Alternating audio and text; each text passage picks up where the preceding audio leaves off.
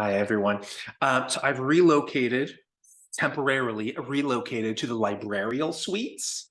It's a library and gym. So there's like this bookshelf, there's one over there, there's one over there, and they're all surrounding a gym, a bunch of exercise equipment. Uh, this is a fantasy channel, sort of. And if you're judging me on the lack of fantasy on this shelf, know that that's the fantasy shelf over there. And then over there is the science. There's some fantasy on the shelf. Robert Louis Stevenson, BFG. There's some Harry Potter over there. There Shakespeare, right? There's Jonathan Swift, Beowulf, ton of Oscar Wilde, Rhyme of the Ancient Mariner. There's a lot of fantasy here, but that's not the shelf itself. But there's a reason for the temporary relocation, and that's because I have a special guest today. In my estimation, the specialist guest the whole world over, across all of Gaia's green and increasingly brown landscapes. There's no more special a guest to be on this journal cast or whatever it is. But first, before I introduce, I'm going to read journal 31. Monday, July 4th, 2022, video games and the value of limitation. Hi, everyone. In journal 28, I said, limitation is the foundation of art. Let me explain. If aging were cured this evening and henceforth lifespans could only be terminated by blunt force, I suspect most of us would be more cautious and less productive. Vehicular transportation speeds exceeding 8 miles per hour would only be ventured by the most heedless of daredevils, and procrastination would cease to be a word, because why do anything tomorrow that could be done a year from now? A truncated lifespan may be the greatest resource there is. It inspires us to actualize our potential as fast as we can. Similarly, gravity goaded our voyage to the moon, constantly taunting us with notions of impossibility. We did it because we were meant to believe we couldn't. Limitation of any variety nurtures our ingenuity. Time, funds, physiology, technology, legality, each impediment is an asset. Compare cannabis and coffee. One was made illegal for a while, the other wasn't. One developed intricate horticultural techniques followed by remarkably distinct strains. The other continues to be manufactured in indistinguishable bulk, Arabica by the pound. I do appreciate coffee. I would just appreciate it more if its cultivation had been criminalized for a spell. Confine growers to basements exiled from Gaia's arable acres, and they develop ingenious methods to harvest the world's tonic. Then I might be piously excited about my morning cup. Alas, for now, Mario Kart excites me more. Video games, like everything else, profit from heavy fetters. With Mario Kart, it was technological barriers that prevented the developers from creating a huge, fast, crappy game. Confined by the console's puny processing allowance, they were forced to make a small, slow, amazing one instead. Whenever a next-gen console debuts, 1,000 dazzling games with uncreated bad storytelling are sped to the market, like an electronic land rush. To ford the frontier of technology, developers tend to pack light, jettison all the heavy stuff, such as memorable characters, innovative gameplay, original plot, immersive world building, and everything else that actually matters. Examples abound, e.g. Castlevania 64 compared to Symphony of the Night. What mortal gamer would squander his or her brief existence playing Virtua Fighter or Mortal Kombat today? Street Fighter 2? Sure, it's still playable. Anything on the Virtual Boy? No thanks. Super Mario Bros. 3? Definitely, as beautiful as it ever was. But for every dignified elder, e.g. Wind Waker, there are 1,000 decrepit ex-champions wrinkled and hobbled by their overreaching, e.g. Resident Evil. Why would anyone play this game? I often asked as a child. Are you kidding? Just look at it. I would be told. But that didn't answer my question. So I would clarify. I totally understand why someone would look at it to see what the latest console is capable of. What I don't get is why anyone would play it.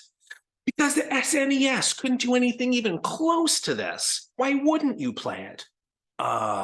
Because the game itself is boring and terrible, I would declare in a very authoritative tone. At that point, if the conversation continued, it did so as an argument, as my playground peers rarely shared my views, which remain unchanged today. Chief among them, technology is tertiary. What matters most is story. And there seems to be a short and infrequent window in which actual writing begins to mature.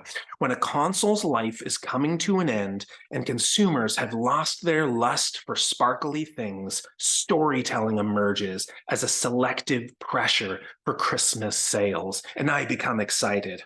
A moment later, the next gen's debut at E3 and the competition reverts to glitter, and I become sad.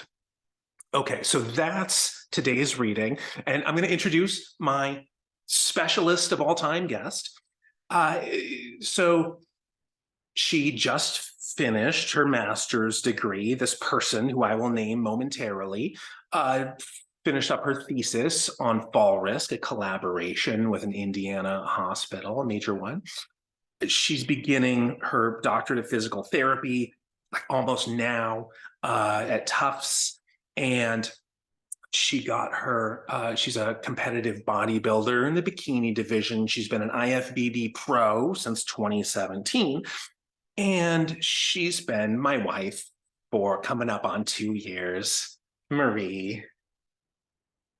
Hi. So we have a plan of what we're going to be talking about. The journal today was on video games.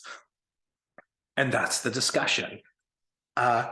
We've each prepared a list of our not our favorites, but which we'll talk about later, but objectively, in our opinion, the best games of all time across all consoles.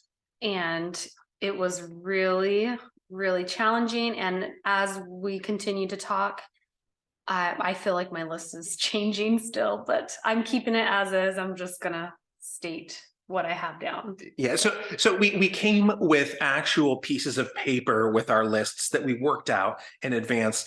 And I don't know what her list is, so I'm not gonna, we don't know each other's. Normally when I'm doing these post-reading or pre-reading orations, it's not completely off the cuff, because I've had these thoughts that I've been working through my head for a little while. I don't have a script I'm going off of. I don't have anything that's structured, but I know a story I want to tell or something. So I have things I want to get off my chest, and the exit point might not be, the cuff, but it's like the sleeve. I'm like talking off the sleeve. But here, we really don't know. I have no idea what she's going to say. And she doesn't know my list, but we do have them written down to try to keep some structure.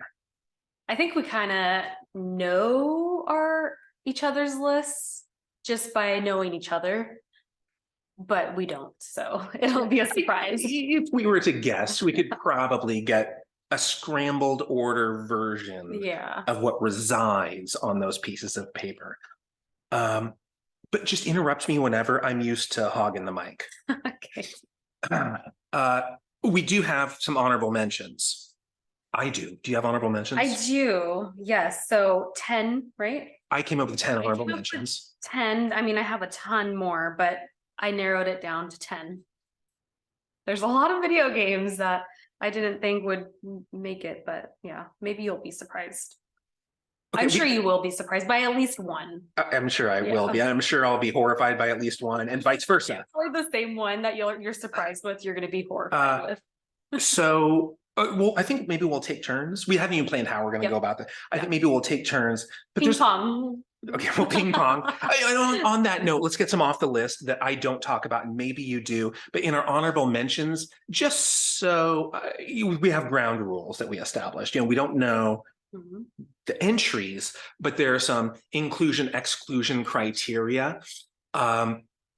And it's stuff we're familiar with. You know, what we're not talking about is games we've never played that I heard somebody else say was important. And there's a lot of video games that we haven't played that are probably really good video games, but we're not including it on our list because we haven't played it. So yeah, so if your favorite one does not appear, oh, and I'm doing King's Line because this is supposed to be the king of all video games. And maybe this is a spoiler also. Oh, and I'm wearing a Dragon Quest shirt. And you're in a peach shirt.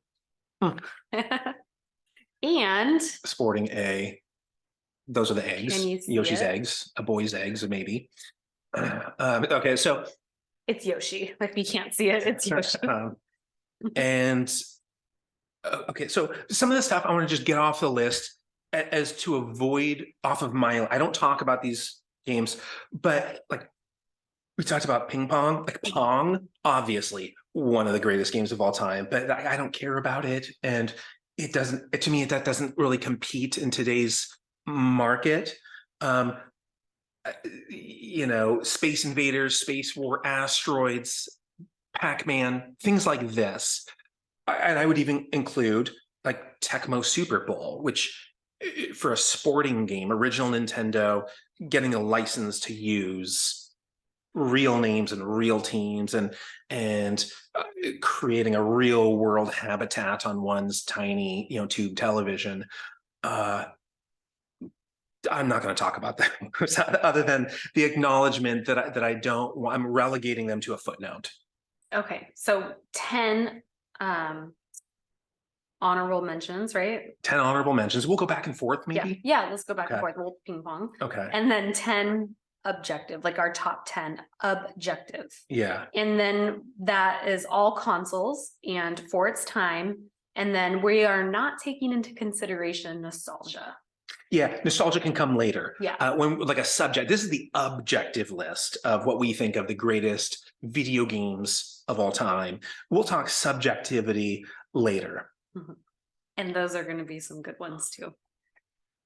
Yeah. Do you want me to go first? Yep, you go first. You start with number 20. Okay, so number 20. So you've ranked your honorable mentions too? I did. Okay, so really it's a top 20 list of all time, but the top 10 is essentially what we're doing. So number 20, I said Castlevania 1, original Nintendo. I realized there was, you know, versions of this that came before, but I think the original Nintendo brought it to so many, brought kind of the godfather of Gothic fantasy in a side-scrolling setting to millions of people and really established not a Metroidvania genre, but Castlevania and all of its clones that followed. So to me, Castlevania 1, original Nintendo, is number 20.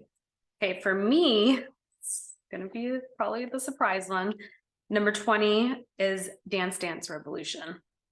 I wouldn't have put it on your top 20, but if I had looked at a list of video games before doing this and tried to guess, I think I might have kept it. For its time, and it was the grandfather of Just Dance, and I love Just Dance, and I loved Dance Dance Revolution too. Just, you know, the dancing movement part with the songs and then going to the arcade and it having that there. Yeah. The physicality. Yes, I love it. I love moving and I love the music, and yeah, it's just on my 20. So sometimes there might be different versions of games, you know. Dance Dance Revolution, I'm sure, has like this version and that version, you know, whether it's arcade, it's on a home console, it's whatever. But some of this stuff, especially me, I might have multiple versions as a single entry, and that's going to annoy, I hope not you, but it's going to annoy anyone watching of like, that's not a true top 10 or a true top 20. That's not even considered an honorable mention because there's an implied singularity to number one, you know, or whatever. Or number whatever. Even like with the Castlevania one, it has honorable mentions. So, you know, like a Prince of Persia. There's other, you know, like sibling games, cousin games that could be in that place, but I don't think they compete with Castlevania 1. So Castlevania 1 is in that entry. Now here's one, my number 19, which I could name like 8 games and I can't decide one. And so I would just roll dice to make the decision for me. And that's shooters, not like a first person shooter, but like a top down shooter or a side scrolling. And so it could be Akari Warriors, Jackal. Those are, about anything like original Nintendo or arcade. It could be 1942, 1943, Gradius, Xanac, any of those games. Really, I could just roll the dice for them. And in this present moment, I might say Akari Warriors or Jackal, but an hour later, I might say like one of the 1940s games. But to really establish these two, but lumping those two genres into one: top-down shooters and side-scrolling shooters. That was your 19. That was my 19, and it was sort of cheating because I need like 6 games. So my 19 is Donkey Kong Country. I just forgot about it. That's it. I remember when it came out on Super Nintendo, and those, I mean, the songs too. Yep. But those graphics. And the roller coaster. Oh, there's back when the real world out in the wilds had it was like Toys R Us and these electronic stores, Future City and Circuit City and whatever places like this. You're aging us. Future, yeah.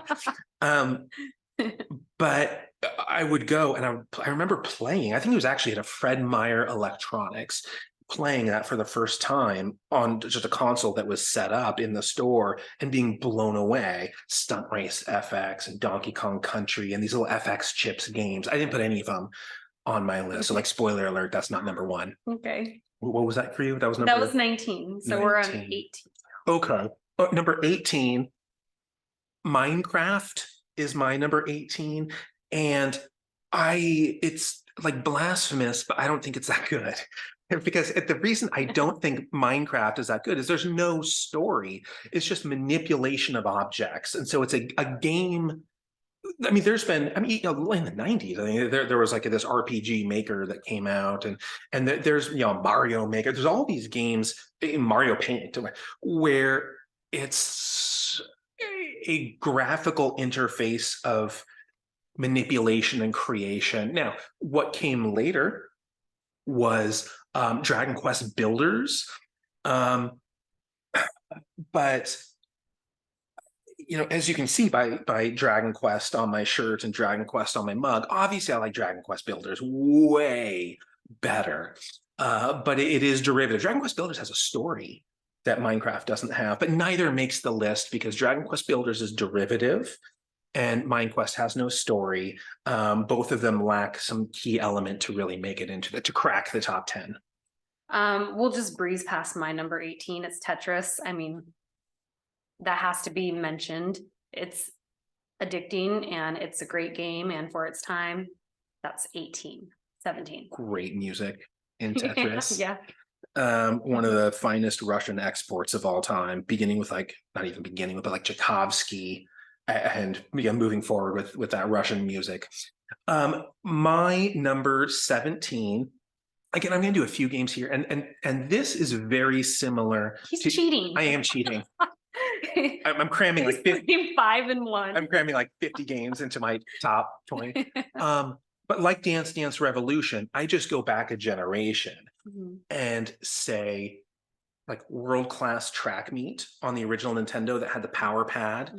I love that game, and the other sort of power pad games. But then also on the original Nintendo, there was Duck Hunt, there was Gumshoe, all of those, Hogan's Alley. I'm lumping Hogan's Alley. These games were using it's not just a D-pad and A and B and whatever. You're completely reinventing what a video game can do. Now, there's also stuff like Gyromite, which had Rob, this little robot, and it was among the worst games ever invented.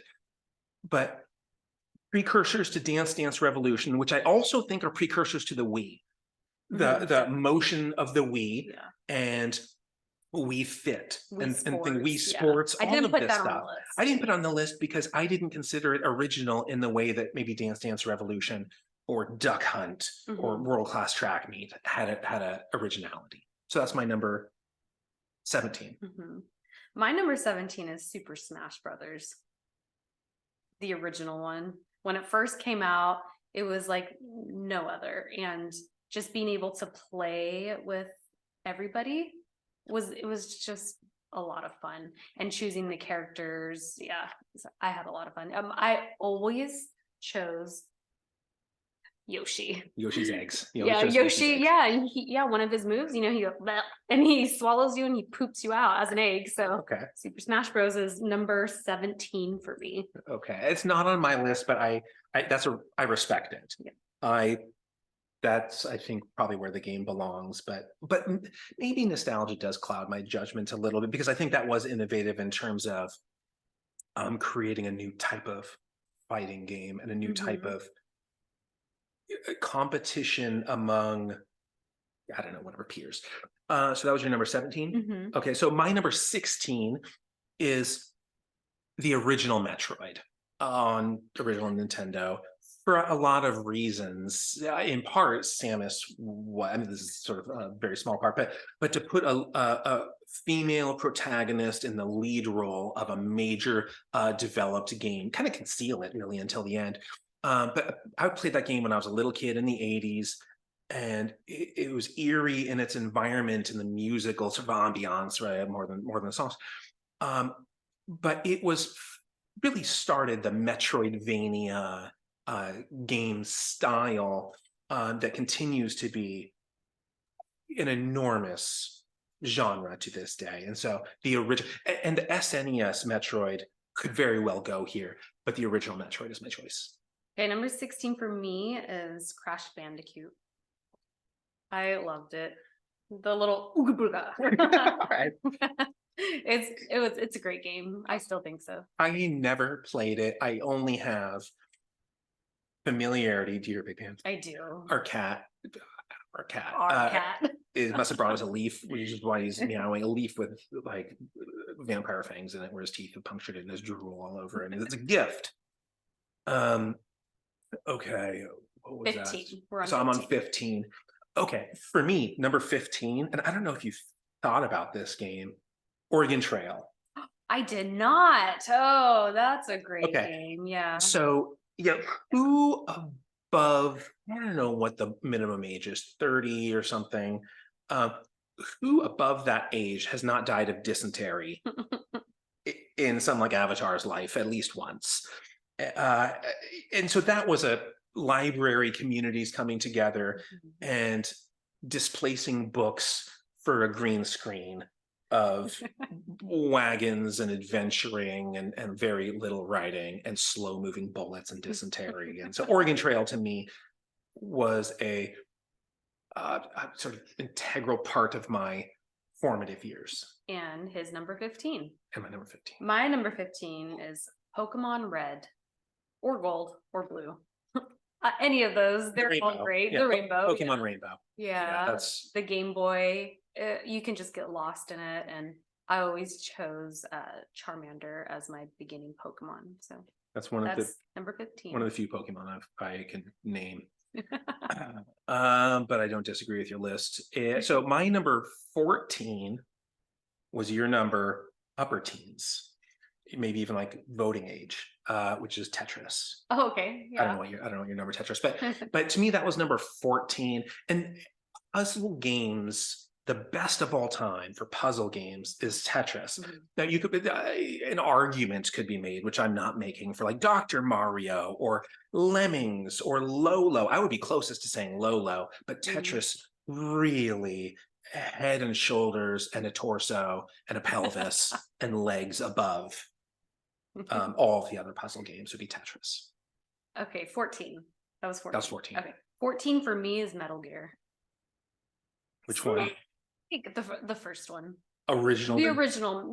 Sorry, on PlayStation 1. Okay. The first one on PlayStation 1. The first one on PlayStation, not the truck have started to move. No. Okay. Metal Gear Solid. Okay. When Metal Gear 1, original Nintendo, came out, I got it for Christmas. Yeah. Grandpa Claire and Grandma Yuki got me Metal Gear for my brother and me, Metal Gear, and I played that only, maybe, I think that's the only game before the Nintendo Wii. and like Wheel of Fortune. You know, we played Wheel of Fortune with my parents. Yeah. Metal Gear is the only game I ever played with my parents, and you know, I feel asleep or whatever that immediate guard says. And I remember my parents going, what is that? Like, what is this game? And then like, poof, poof, poof, you like beat up the sleeping guy to death as he's like after his kind of, you know, broken English declaration of being asleep. And then you get into this truck and the truck have started to move. It's like the whole game was absurd. But growing up, I didn't have a lot of games. In the 80s, there weren't that many, and they were like super expensive. I think people forget that. Yeah, maybe a game was $40 or $50 back then, but in like, look at inflation, like $40 or $50 in 1987, 1988, that's a lot of money. And so you're not just piling up on games. And so you play a game back then to death. And I played the original Metal Gear to death, and Snake's Revenge, which everybody hates, and I thought was pretty good. I used to, on cassette tapes, I would play Snake's Revenge songs and I would record them on cassette tapes. And I had a Walkman and I would go around walking up and down what I would call Halanita Street. It was my neighbor's street. This is a time when everyone knew their neighbors. I knew every neighbor, and Halanita Street, I would walk up and down. And sometimes I would go in and eat like, you know, caramelized whatever, or like caramel corn or some sort of like delicious snack. thing, and it's all like, oh, there's razor blades in it, or like, are you sure there isn't anthrax in your Halloween candy or something? This is just, you go into any neighbor's house and hi, it's me. I would walk up and down Halanita Street with a Walkman, listening to original Nintendo recordings that are really low quality because it's on like you push the button and record, and I have my TV turned all the way up. But Snake's Revenge was one of them. Okay. Not good games, they didn't make my list, but I approve of My that number one. 14. Okay, so my number 13 is what I'll just say is MMORPG. The king and queen of MMORPG. I will. Those letters, what do that those letters massive mean? multiplayer online role-playing game where they're sort of interactive. You're online and other people are playing. Oh, that's going to be on subjective for me. Okay. Got that. I think it's foundational, and I could argue either one. I'm going to go with the underdog in this one, what I think is better. Now there's World of Warcraft. Okay, I never really got into. I had friends who were addicted, and I watched them play, so I'm very familiar. And they would go on these raids together. And I played the first Warcraft. It wasn't a MMORPG. I was a Warcraft player at that point when it was just like Command and Conquer, Red Alert, but fantasy equivalent. But predating that, which I think really paved the road that others were able to, you know, put sidewalks on and plant flowers along that road, is Ultima Online, which I think created a like laid the foundation for the genre that was built upon it. So that was my number 13. Is Ultima Online. Okay, my number 13 is GoldenEye. Again, you know, having that peer play time. Well, for me, my peers were brothers and sisters and yeah, cousins. So GoldenEye, number 13 for me. Game changer. Now I know with multiple siblings and how many controllers, and what was your number? We have 4 controllers, okay. The max. Yeah. Okay. Yeah. And there were 4 of us. 1, 2, 3, 4. Yeah. And we would play together. So that and Turok, but GoldenEye. Turok. I mean, Turok is you can mention it, but it's not on my list. It's GoldenEye. Turok is nowhere to be found on my list. I had it. We have it in the house, actually. Yeah. It's boxed up. There's different areas for video games in the house. But Turok is in a box in the the room we don't use. That's where all like everything is just, our storage is just sitting. And Turok is actually in there, and it was terrifying when it first came out, because it was like, oh, it's foggy, but like, well, you just can't generate the graphics to see stuff at a distance. So like the dinosaur, by the time you see it, is in your face, and I was always, you played in all the lights are off in the house, and you're playing it, and it's late at night, and you're breathing heavily, and you can feel your heart. I had a really good experience, but the game was terrible. Turok, not GoldenEye. We have 2 copies of GoldenEye in the house, which you may not have known because they're in boxes. Where are we? Number 12. We played through this one together. It was a game that I think we both enjoyed. Please, that might come through the mic. Yeah. Shredder's Revenge. Uh-huh. Now, Shredder's Revenge, I think, is kind of the apex or the epitome of, or the grandest achievement of side-scrolling beat 'em ups. And there's a ton of these things that could go into some of the original, Turtles 2, the arcade game, whether it's in the arcade or the original Nintendo. I played that to death. Were you counting your list because something's in there? No, I messed up. I'm not as organized and structured as his list is. Mine's printed. Yeah, I spent like 3 days coming up with this. Jumbled. You made it this morning. Yeah, well, as it's a mess. And I kept changing the order and I'm making sure that my countdown's right. So yeah, sorry. Okay. I'm here now. So Double Dragon was also another side-scrolling beat 'em up, which I could say is an honorable mention that's not ranked here because Final Fight was my favorite one in the arcade, was Final Fight. And with that one, I lost a lot of quarters because it was like impossible for me, and I just kept putting quarters in. I mean, I like all of my allowance was lost to Final Fight, and so there are side scroller beat 'em ups that I loved growing up. But I replayed Double Dragon recently. Why did I think this was good?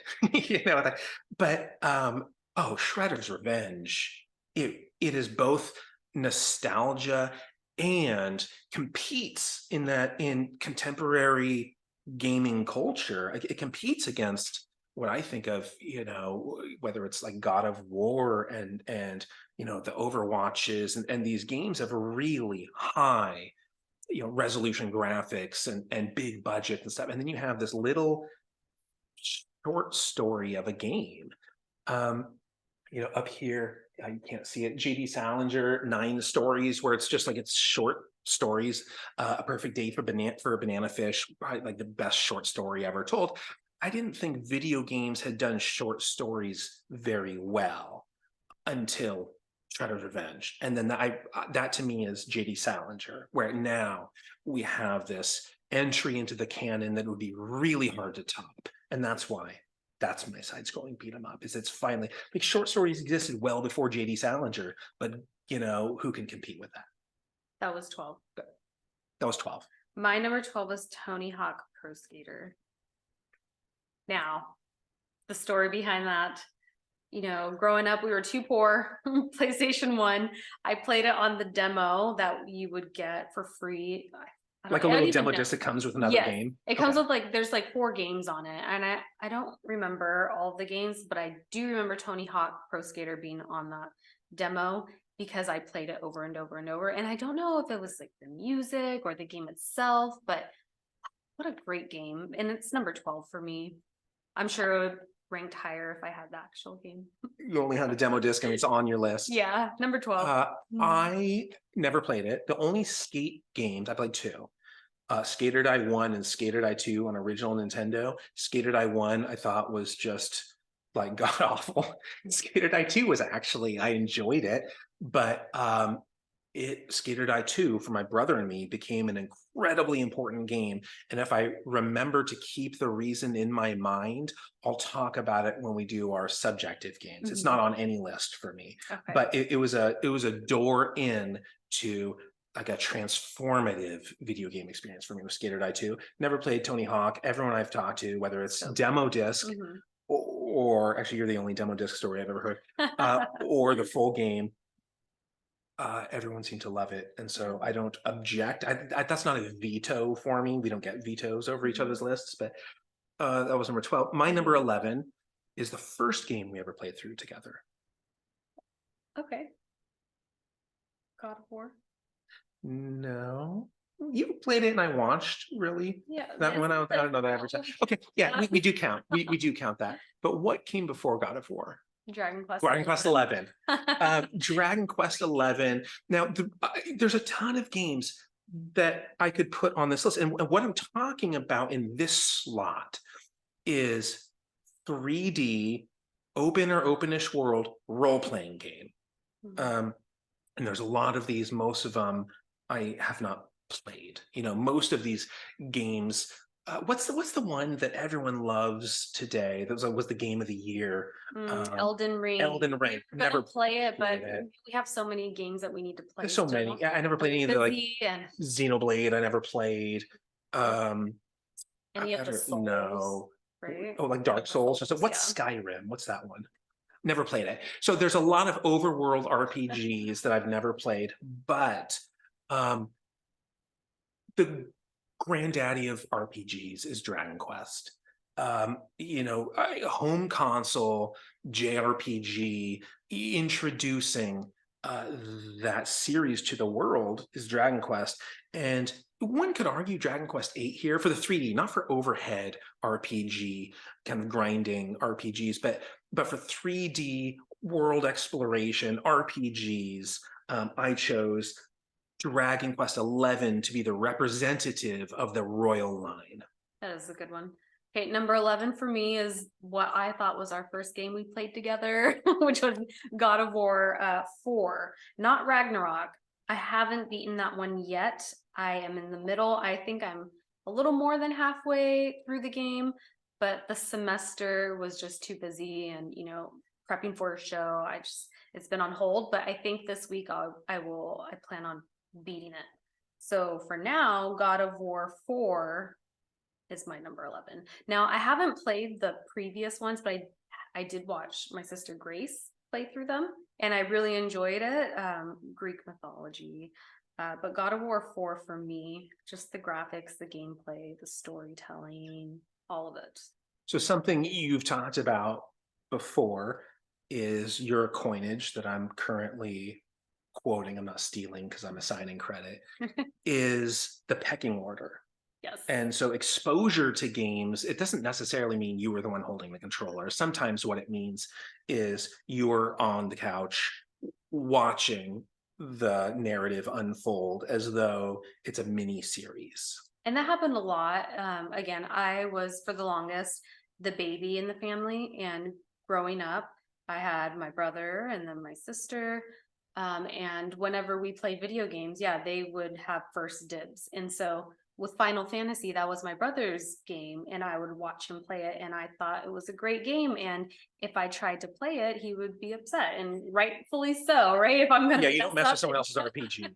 yeah, That's so that was just me sitting behind and watching. But I enjoy those moments of sitting and relaxing with my loved ones and watching them play video games, especially video games that are great, like Final Fantasy. But I never played them, so it didn't make my list. Yeah, we can talk about that later. Yeah. that's just very specific. Or in the words of Dragon Quest Builders 2. Yeah. Oh, If you played it, you know the reference. but I'll talk about Final Fantasy shortly, but that high five is a spoiler. Where are we? Number 10, in Number our top 10 now. Objective. Okay, so this is objective, taking out nostalgia and again, all of the games that we haven't played before. So again, number 10. So so the way we play games is often we just watch each other. And so I mean, if it's like a two-player cooperative game, or if it's Mario Kart, two-player competitive or something like that, we're both playing. But some games, like she'll play God of War, and I'll play Dragon Quest Builders, but we watch each other. Okay, so number 10 is actually one that I never played, but who doesn't know pretty much everything about it, but I can't name the characters. And that's Pokemon. I'm going to say red and blue. Now, Pokemon, I think, perfected something that existed before. Where is the book? Might not find it up here. So For Whom the Bell Tolls is up here. There it is. For Whom the Bell Tolls. Hemingway, I don't like Hemingway, but he took that title from this 17th century work, Devotions Upon Emergent Occasions or something like that. John Donne was the author. And, For Whom the Bell Tolls, it tolls for thee, the No Man Is an Island stuff. And it's this work of sort of poetic prose. And I thought that work was better and that author was better than Hemingway, but Hemingway took For Whom the Bell Tolls, created something new out of it, and introduced this concept to the world, and the title to the world, and the work to the world in this really meaningful way. And that's the reason that Pokemon is in the number 10 slot, as opposed to Dragon Quest V. Because Dragon Quest V had monster training and use them to fight. And I mean, it had all this stuff in it. The seeds for Pokemon were in Dragon Quest V. But that wasn't the game, right? That was just a feature within the game. And Pokemon, they took that feature and made something grand that lasted, that was influential, that created sort of a genre out of it.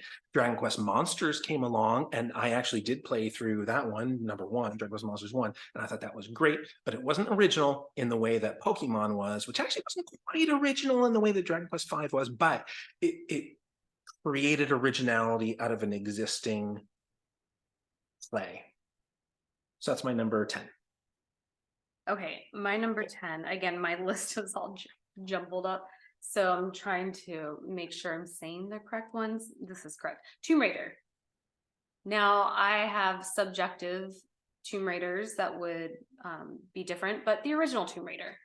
The one that created the world. Yes, the one with the square breasts. Everything was just squared, but just a great game, and I have very fond memories playing it. And I do not Tomb have Raider. fond memories because I never played it. Tomb Raider's number 10. The only time I ever did see Tomb Raider in action was at my friend Andy Michelson's house, and the most talented artist of all varieties. I mean, truly a savant in his Jeopardy-like memory, in his pencil and paint art, in his musicianship. I mean, I've never met this person's equal, and he liked Tomb Raider, and I was at his cluttered bedroom watching him play Tomb Raider once. So that's my only experience with it.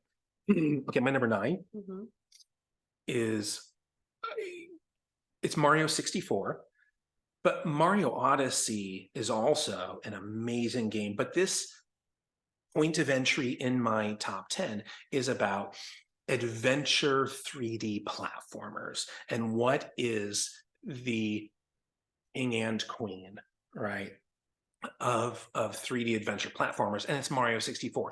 Mario Odyssey is obviously like a better game. Mario Odyssey, which you haven't played yet, is this incredible version of a Mario 3D platformer, but that wouldn't exist if we didn't have the building blocks created by Mario 64, even the camera. I mean, some of these things that people don't remember being introduced to the gaming world is this adjustable camera, and it's, Lakitu going around, and the controls and the exploration and all the hidden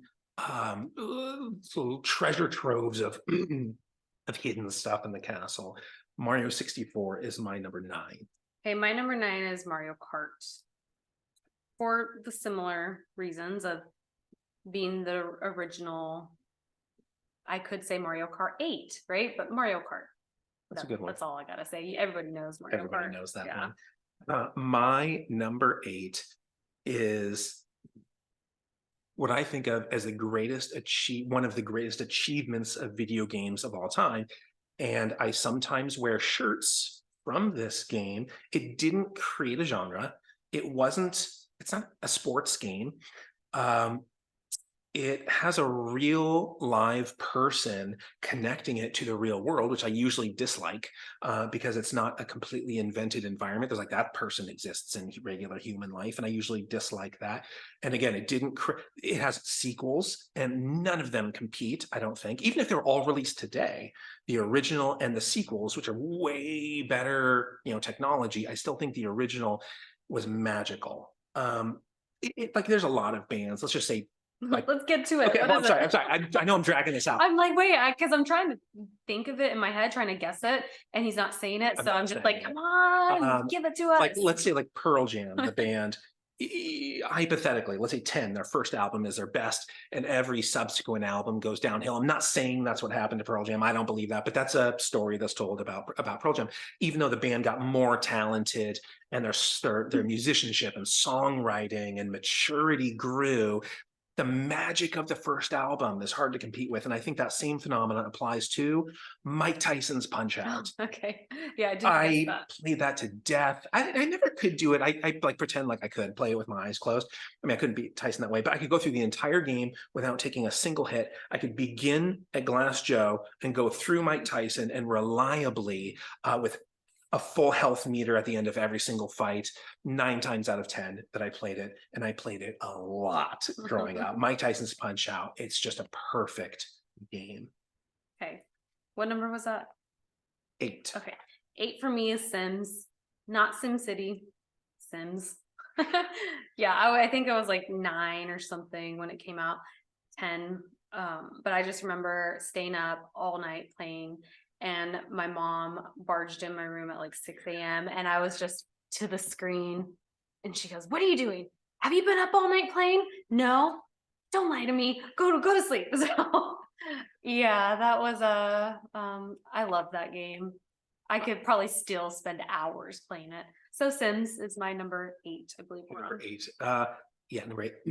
I didn't put any Sims on mine, but Sim City actually does deserve an honorable mention, I think, in the 11 to 20 range for me.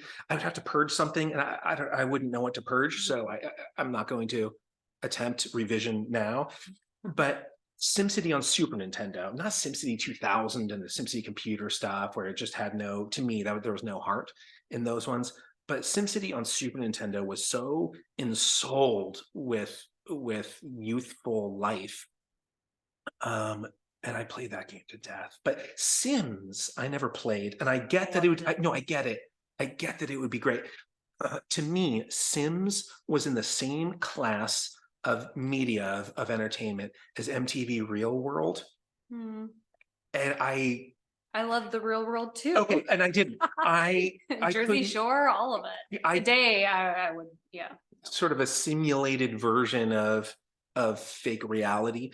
It was that, actually. Yeah. That's a good, analogy. But in the way that Real World was actually socioculturally and politically revolutionary, and it was important. I didn't like it. Growing up, I'm like, oh, what is this smut? That was, and I treated Sims in a very similar way, unjustly, because it, just like Real World, it does have a place in history, and I continue to deny it its rightful bounty or whatever. Where are we on? We're on 7. Number 7 for me, this was a tough one because you said GoldenEye at some point. And I think my number 7 actually is GoldenEye, but this slot is for first-person shooters. Okay. And this is such one of the biggest genres that exists in video games is first-person shooters. And where did it really come from? To me, it's Wolfenstein. And that's what I played growing up. It was on computer. I played Wolfenstein. And then Doom came out, and like the bloody red sky and just guts everywhere. And there was a mood with Doom that I didn't like, but I probably played Doom at least as much as I played Wolfenstein. But I think my order here would have to go to GoldenEye. That was the one I played most. I think it was the first one that took this genre into a surprising domain where the level of enjoyment and talent that people got. My friend Scott Rice, it doesn't matter where you are on the map. He's like, his bullets go around corners and it's a headshot every time. He was like, it was, when somebody is better than you, it's not fun to play. When somebody is so much better than you, it becomes fun to play again because you're just laughing at how hysterical it is. That like, and begin headshot. Like, well, I don't know about that. If it's that bad, I don't want to play. That's when you get teeth marks on the controller. Okay. I kind of laugh and find this. I'm blown away when skill is that getting in the ring with Mike Tyson. Like, you're just, there's no way you can win. I mean, he's like as old as the hills now, but in his prime, I don't care who it is. An AI robot could get in the ring with Mike Tyson. It's like, you don't stand a chance, AI. This is Mike Tyson.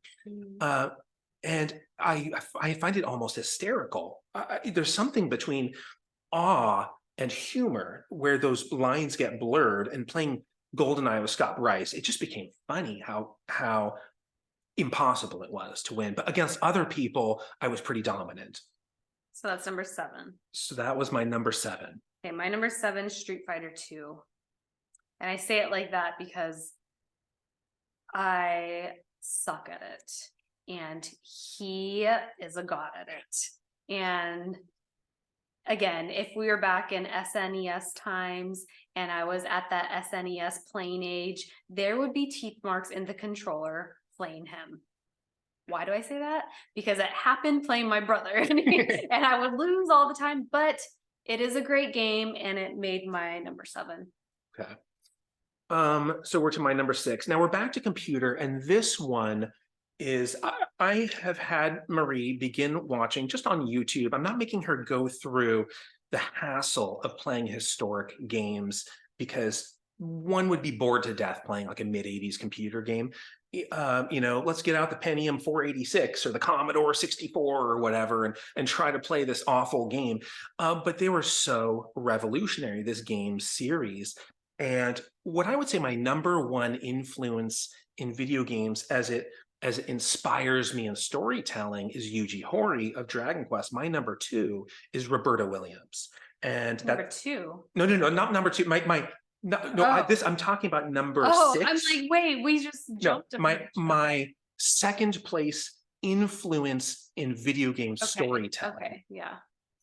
Which is my number 6 slot. And it's King's Quest. Now, my favorite game subjectively, I don't think is the right one to pick. I think number 1 or 5 is the right King's Quest to pick. And I guess I'll say number 5 because it was way better than number 1 was painful and number 5 wasn't. But those two really introduced new elements. And even the sound effects of these games. And when that Sierra Entertainment like mountain comes on the screen, I'm overcome with this nostalgia of childhood. But it's not nostalgia that puts it here. In my number 6 slot, not number 2, it's the storytelling presented in an electronic form. What did you have before that? You had great books for fantasy exploration, adventuring. You had really good books. You had really bad movies, and you had, I don't know, D&D, which was something I wasn't exposed to until I was 40, and so that wasn't a thing for me. But King's Quest created this way to explore fantasy in that kind of environment. In a frustrating number 4, I thought the story was great. Number 5 introduced great new things. Number 1 was painful, and I'll talk about my nostalgia one in the next entry. But that's number 6 for me. I enjoyed watching those games too on YouTube, so I understand why King's Quest is on his list. So my number, what number? It's number 6. Number 6. Mario 64. Now, again, the pecking order, when that game came out, I was low on the pecking order. So I would watch my siblings play it and maybe occasionally get the controller and play. But it was enjoyable to watch. And I understand that it is a great game for its time, especially. And it made my number 6. Okay, good. I've just been looking at you the whole time, neglecting the camera. Maybe for the top 5, I'll try to spend more time looking in this direction.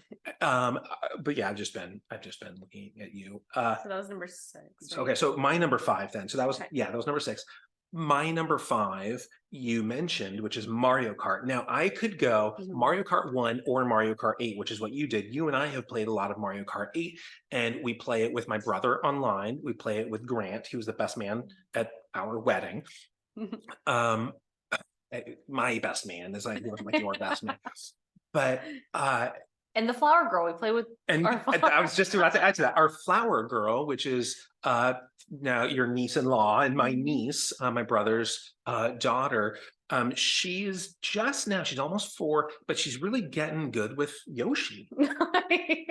Sometimes they visited, my brother and his niece visited recently, and we would play 4-player on Mario Kart 8, and the 4 little squares, and we'd play battle mode because that's easier for her. Otherwise, we race through the courses and she doesn't, and then we just sit there and we just wait, and she gets distracted and she drives backwards, and Rakita was constantly doing his business of of course, correction, but like my brother kept getting hit. I don't know, bombs or coins or whatever, balloon, We whatever. were playing coins. With okay, coins, and yeah. my brother got hit, and there's seconds to go, and I don't want to say her name because I don't want this to be like a public thing, but she's standing next to him and she's like screams like, it was me. It wasn't her. She was just taking credit. And I thought like when Tom Petty, a musician, once like somebody burned his house down. And the next day, I don't know, thousands of people took credit for it. It just tells you that America is a weird place to live. Whenever it's like, no, it wasn't me. You're like in Brazil, and what do you mean you burned down his? But that's what it felt like when she was so excited every time her dad got hit by a shell or a banana peel, and she would take credit for it. And but it's a special, I'm changing my mind. It's Mario Kart 8 is the one I'm choosing for that reason.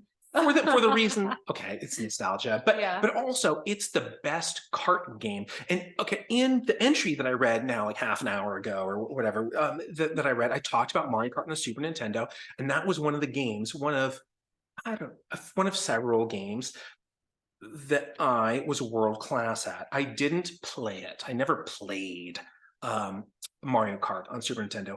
I practiced. I trained. Right. I mean, I just Street Fighter 2. And Street Fighter 2 would be the other one that I good luck finding somebody in my neighborhood or in my city that could beat me. Now, worldwide, were there people that I would get beat by? Sure, obviously. But in my community, I was untouched. Those two games. But like the original time trials and the battle mode and the GPs, and it was a form of storytelling almost, which is so important to me. Again, the reason that Minecraft is nowhere to, I just need to look over here. The reason that Minecraft was nowhere to be found on my top 10 is there's no story, right? Giant Quest Builders, if that came first, it would have been on my list. So that's my number 5 is Mario Kart 8, because I think it really achieved something in kart racing, in storytelling racing, in competitive, collaborative, community come togetherness racing that no other game has ever come close to doing. And the lifespan of that game, I mean, it's been out for a long time, and it's still one of the most played games in the world. It really achieved something. Okay, my number 4. Wait, where are we at? 5? Okay. Finished at 5. My number 5. I put Castlevania 2. Whoa. That's the one we just played. That's the one he played through and I watched. Yes. Because again, it's objective, not subjective. Subjective, we'll get to that, and I will get, you'll boot that one. I will spit at it. Yeah, so Castlevania 2. I watched him play it, and it's a great game. I enjoyed.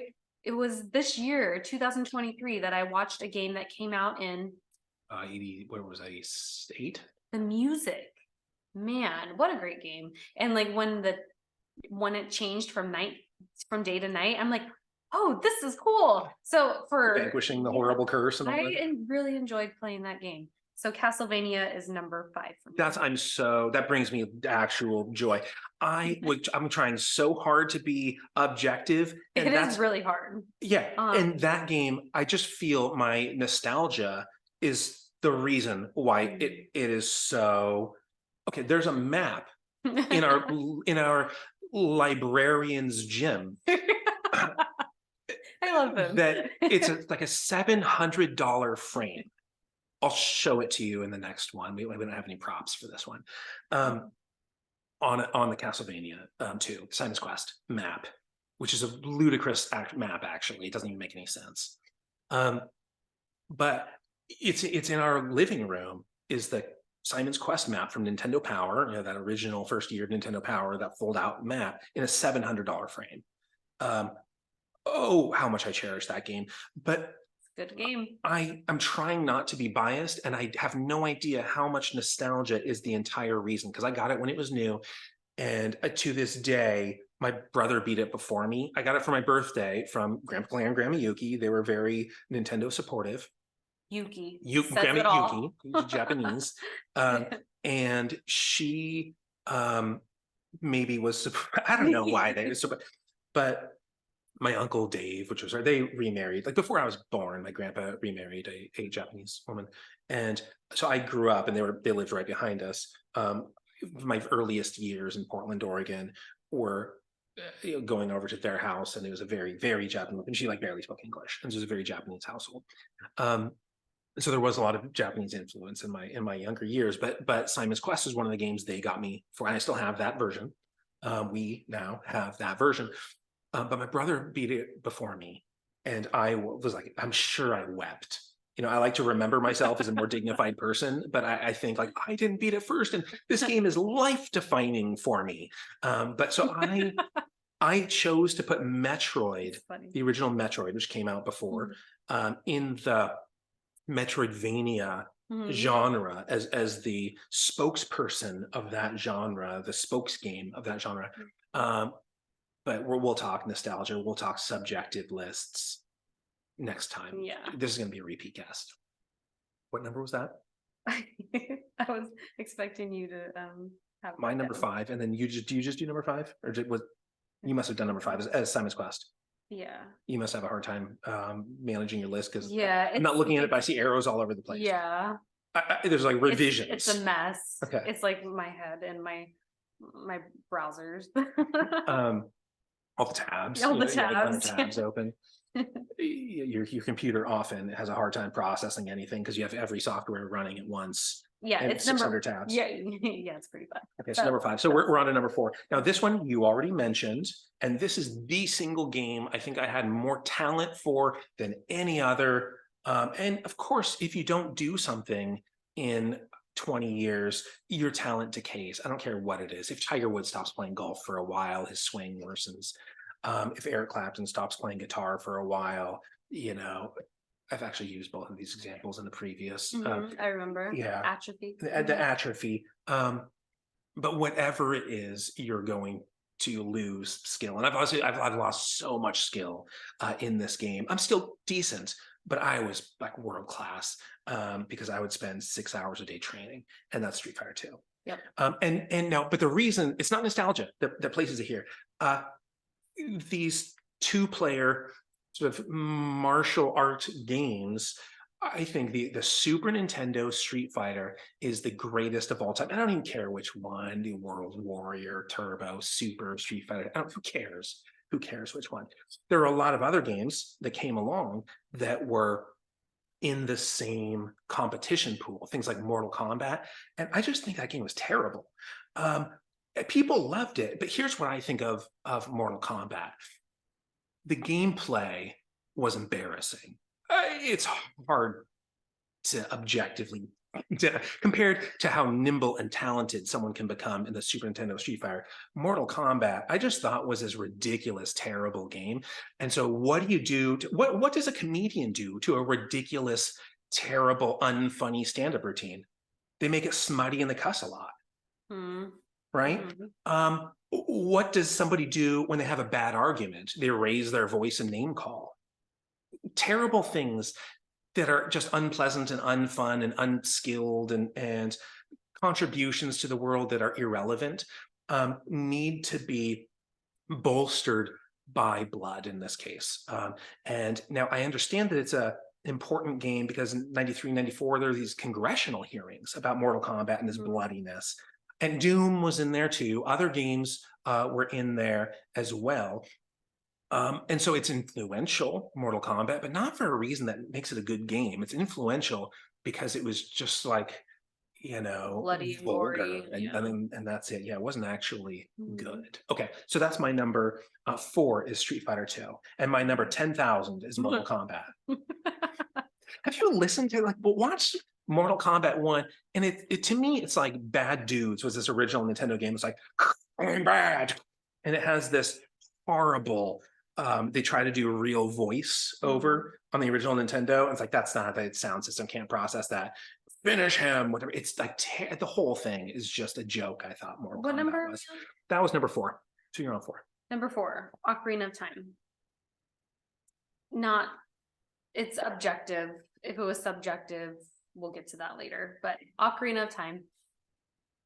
That's all I Are have you, to say. okay? You're not going to justify that one. Nope, no justification there. It's great. Okay, this one's hard for me. Number 3.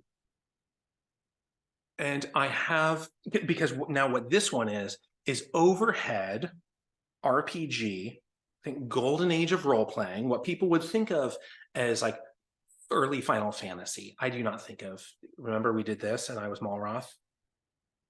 And you were Varia in our name of the character.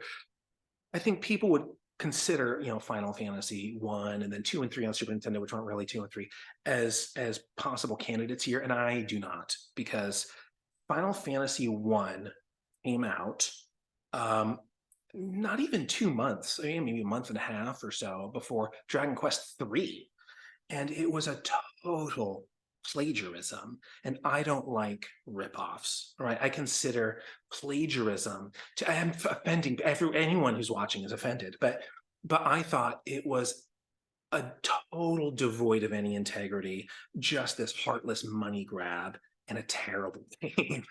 Final Fantasy 1. Now, later, I think Final Fantasy came into maturity. Even the Super Nintendo ones were really impressive.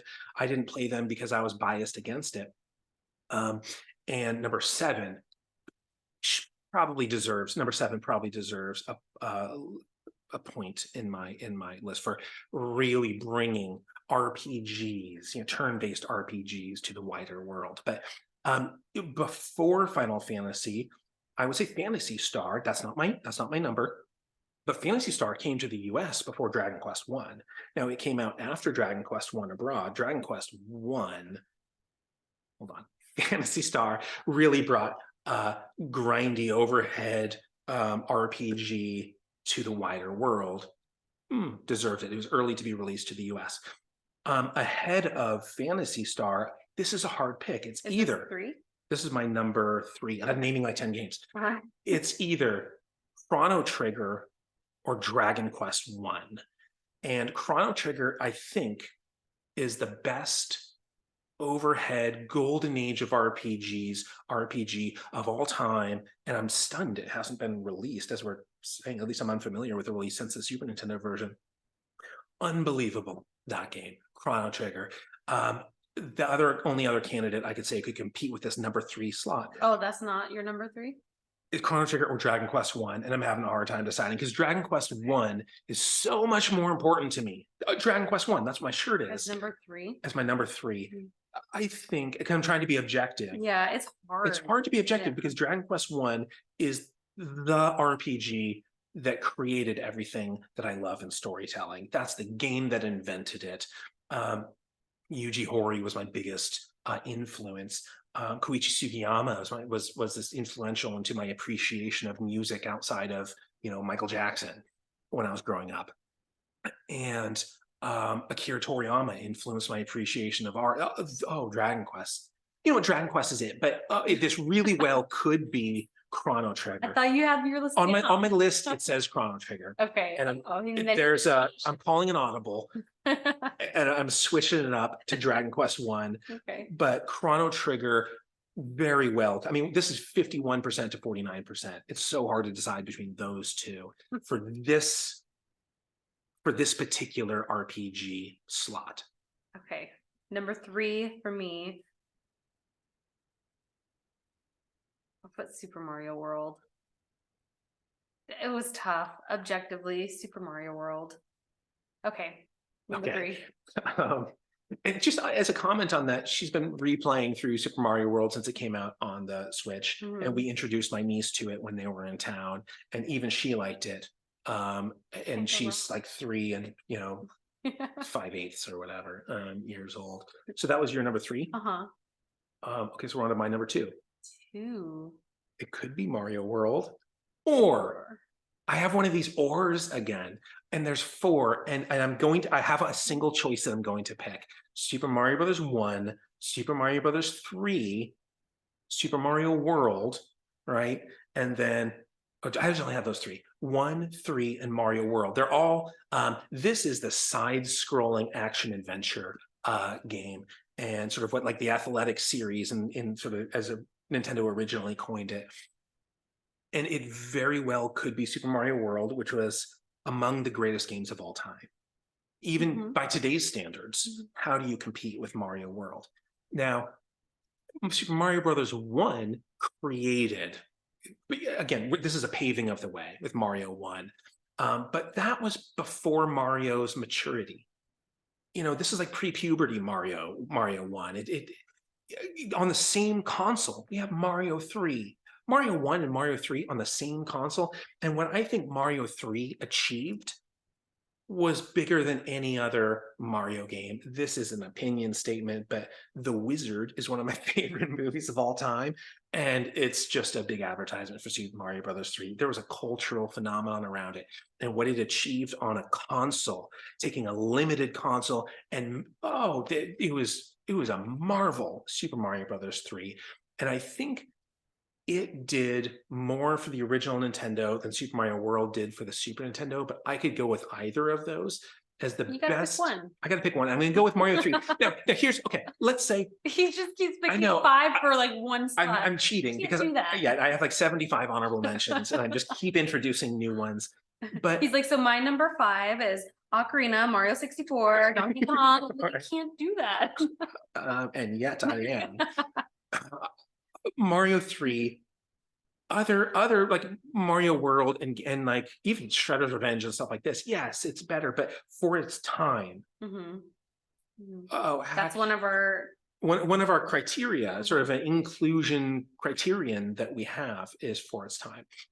And think like today's maybe contemporary pop music might compete with Michael Jackson, but it didn't come out in 1987, and it can't compete with what Michael Jackson did for how he revolutionized music and kind of dance and entertainment and the whole genre.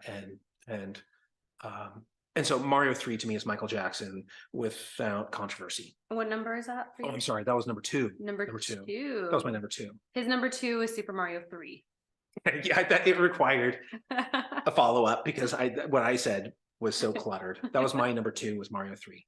Okay, my number 2 is Super Mario Brothers.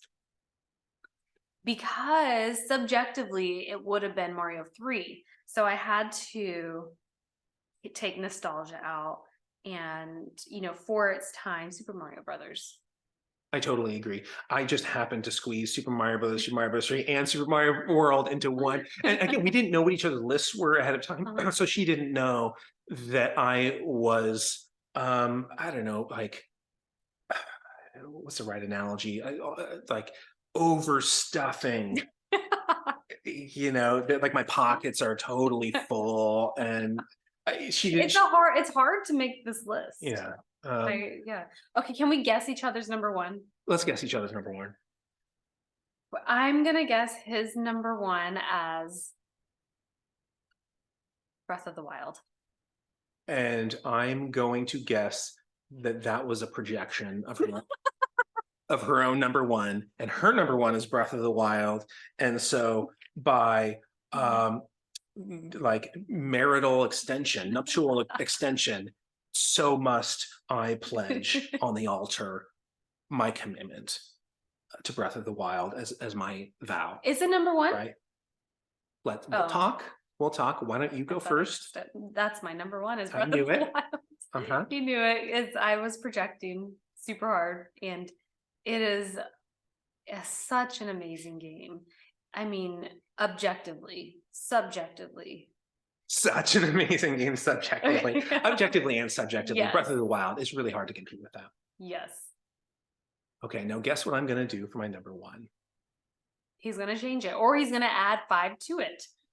The latter. I'm not going to change. I'm not going to change. But you will see that there are 4 bolded titles at the top of my list that I'm like, oh, I don't know which one to choose. Now, Breath of the Wild is the first one I listed. That was, yeah, but it has 3. Married. If that's the only reason we're married, we have a sad commitment to each other. But that we share our affections in the wider, that's helpful, that we see the world in like ways. But all of these are Zelda, and Ocarina or Breath of the Wild, I think, has to take my #1 spot. But I also have a Link to the Past in the original Zelda. Now, what this slot is for me is open world adventure, not turn-based role-playing game where you're getting experience, but RPG elements. You build up hearts, you increase your power capacity through equipment and storytelling in a fantasy setting. I think Zelda is the best ever. Together, we watched the movie Legend with Tom Cruise. Glitter everywhere. Glitter everywhere. That is not a forest my allergies would, be comfortable in. I would not stop sneezing, and I would hate it, and I would complain the entire time. But you're like, look how glittery this is, and I would try to endure it for as long as I can. Like, you know what? I'm gonna wait in the cabin. You go have your forest time. Man, see, this one's really hard because subjectively, Zelda 1 and Zelda 3 and Ocarina, I mean, I got all of those when they were brand new, and those were formative times in my life of here's what a open world adventure game looks like in a fantasy setting. But I think objectively, I do have to agree that it is Breath of the Wild. Really did achieve something, keeping true to the original roots. I mean, true to the landmarks in Zelda 1 and beyond. Except for the last boss, I was unimpressed by Ganon. Everything but, and the cities I was unimpressed by. There's like 3 people, and there's a horse stable, and there's like 1 person, or there's like a person cowering from an enemy or so. So I get like sort of post-apocalyptic explanations, but so it wasn't a perfect game in the way that I would say Mike Tyson's Punch-Out was a perfect, unimprovable game, but it was a marvel, that game. And so that is my #1, and we do share. And as evidence, it is the first one in that line on my page. So I'm not just changing it to that, but I did want to acknowledge that it is with peer, that one. Okay, that's our list. Do we have closing thoughts? We didn't, rehearse. We didn't know each other's list. We didn't know what we were going to talk about. So I have no idea how to close this thing out other than like click end. Like, what are our closing thoughts? I ran out of water a long time ago, and I'm like parched. I always have a hydration. I just get so parched and hoarse, and I feel deserted in a desert. Well, I enjoyed talking with you and sharing with all of you, whoever is going to watch this, our list of video games. Whoever's going to watch it to the end, I think this is probably really long. So thank you if you've made it this far. If you made it this far, you have our digital hugs, like a group hug. And if you haven't played Breath of the Wild yet, if you haven't played any of these, I think, and really in the top 20, especially in the top 10, because in the top 20, some of those honorable mentions are like bad games, but they were really good for their time, but who cares because it's not that time. But in the top 10, I think all of those deserve modern play. Breath of the Wild, you have to play it. If you're a video gamer and you like video games, Breath of the Wild. Or maybe Tears of the Kingdom. We pre-ordered that. It's going to be here any day, like not day, oh man, couple of weeks. Yeah, I'm excited for that. And that might be a substitute or a surrogate for Breath of the Wild experience to be Tears of the Kingdom. It probably is. It's probably kind of the same game. And if we do one of these in the future, I'm going to be like, no, now I have a 5th game to add to my #1 spot. And I can't decide. Okay, I guess one other acknowledgement is, I don't know if we're going to edit this. I am certainly not going to edit anything.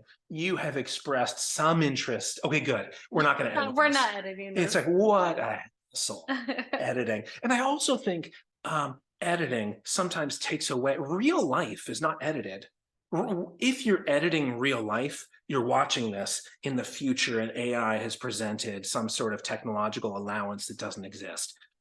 As we're undergoing human connection and correspond. Real life is not edited. Real life it has long pauses and surprises, and you stagger over your words and you change your mind. That's what real life is.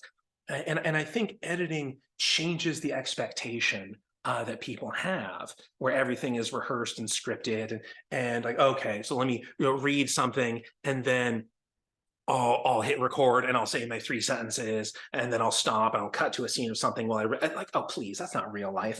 And so I think there's something more realistic and companionable about unedited, raw human connection. And so I'm never going to edit this stuff, but maybe there's something like, you know what, we need visuals for this. And if that ever happens, you can credit Marie. Can we toast our rings? Cheers. And we're going to end with that toast to all of you. And so I toast, raise your rings, and I toast to all of you, and that we together hope that your gaming, or if you're not a video gamer, I don't care. That's whatever. It's a form of storytelling.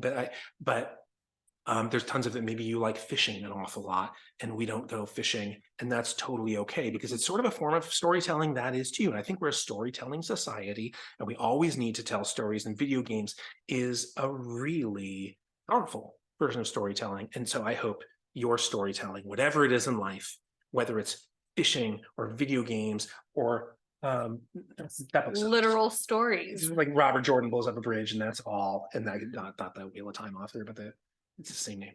I'm pretty sure that's it. That's what I remember being anyway. It's been a long time since I read it. So that's it. Okay. Bye, everyone. Bye, everyone. Our toast.